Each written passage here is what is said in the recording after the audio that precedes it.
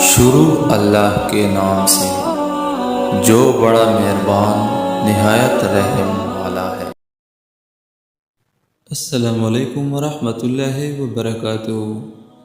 آج ہم دین اسلام پر ثابت قدم رہنے کی دعا کے بارے میں پڑھیں گے۔ شہر بن خوشب کہتے ہیں کہ میں نے سلمہ رضی اللہ تعالیٰ عنہ سے دریافت کیا کہ اے المؤمنین، جب رسول اللہ صلی اللہ علیہ وآلہ وسلم آپ کے پاس ہوتے تھے تو آپ صلی اللہ علیہ وآلہ وسلم زیادہ تر کون سی دعا کیا کرتے تھے؟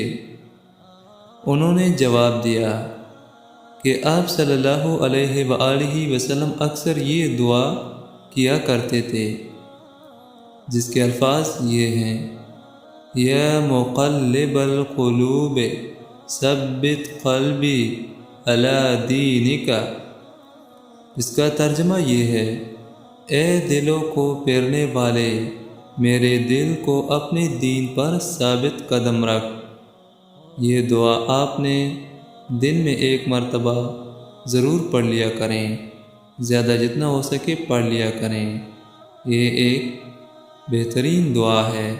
اللہ تعالیٰ اس پہ عمل کرنے کی توفیق نصیب عطا فرمائے۔ آمین ثم آمین۔